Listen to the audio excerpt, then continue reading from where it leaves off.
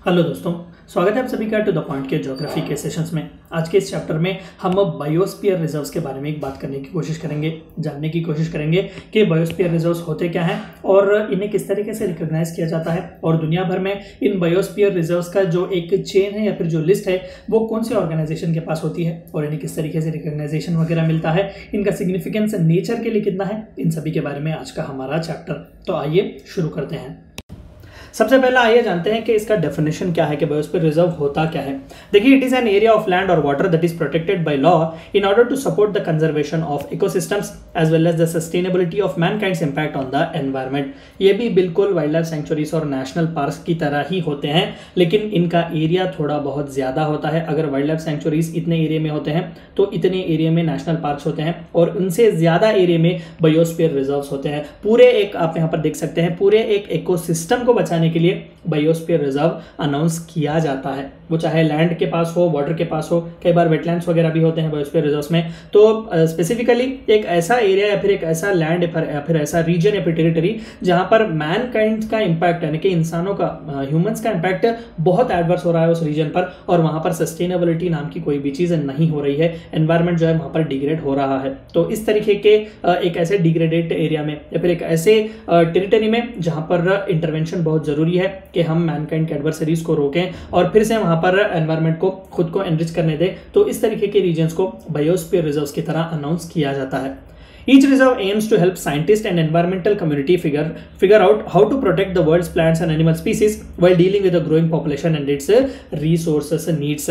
तो जाहिर सी बात है कि ज़्यादातर रिसर्च वर्क जो है यहाँ पर होता है किस लिए, जो है वहाँ पर प्लांट और एनिमल लाइफ ड्विंडल हो रहे हैं, कम हो रहे हैं, एंडेंजर्ड हो रहे हैं। ऑफ कोर्स जाहिर सी बात है कि वहाँ पर आसपास का जो पॉपुलेशन है उसके हद से ज़्यादा बढ़ने की वजह से भी रिसोर्सेज की मांग होती है, कई बार डिफॉरेस्टेशन वगैरह भी किया जाता है, फॉरेस्ट प्रोडक्ट पर जो है ज़्यादातर हम डिपेंड करते हैं, ओवर ग्रेजिंग, इस तरीके से कई प्रॉब्लम्स हैं। तो साइंटिफिक रिसर्च भी वहाँ पर किया जाता है इन बायोस्फीयर रिजर्व्स में कि किस तरीके से हम एक हेल्थी रिलेशनशिप बनाकर रख सकते हैं ह्यूमन और नेचर के बीच। To carry out complementary activities of biodiversity, conservation and sustainable use of natural resource, biosphere reserves are traditionally organized into three interrelated zones known as the core area, the buffer zone and the transition zone।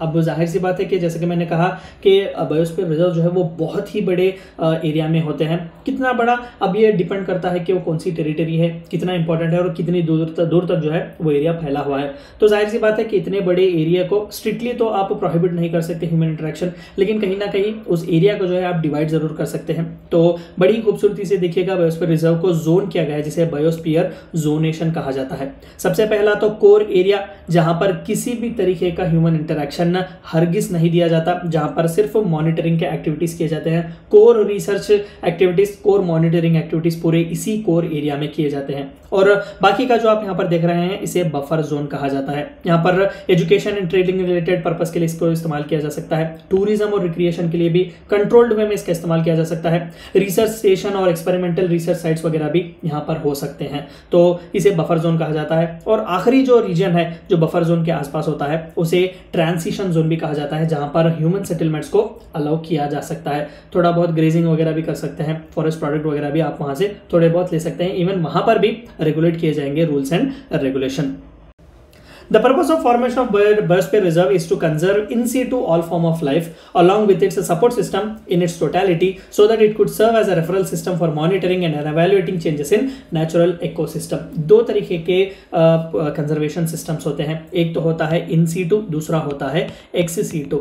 देखिए, जब हम किसी animal या फिर plant breed को या फिर उस स्पीशीज को लाते हैं उसे एक दूसरे एनवायरनमेंट में जहां पर हमने खुद आर्टिफिशियली उसे तैयार किया हुआ है, best example zoological parks. Zoological parks सिर्फ टूरिज्म के लिए या फिर रिक्रिएशनल पर्पस के लिए नहीं होते। ज़ूलॉजिकल पार्क्स जो जूस होते हैं वहाँ पर कई बार इस तरीके के एंडेंजर्ड और एक्सोटिक स्पीशीज को जो है दुनिया भर से लाया जाता है या फिर नेशन में जहाँ पर भी जरूरत हो उन्हें लाया जाता है। उन्हें एक आर्टिफिशियली मेड एनवायरनमेंट में जो है हर ध्यान देकर उन्हें वहाँ पर ब्रीड किया जाता है, उनकी तादाद को फिर से बढ़ाकर जो है ले जाकर वाइल्ड लाइफ में छोड़ दिया जाता है, फॉरेस्ट वगैरह में छोड़ दिया जाता है। तो इस तरीके के एक कंजर्वेशन को हम एक्स-सीटू कहेंगे क्योंकि उनके नेचुरल हैबिटेट से अलग है, वहां से बाहर निकालकर जो है हमने उन्हें प्रोटेक्ट किया है।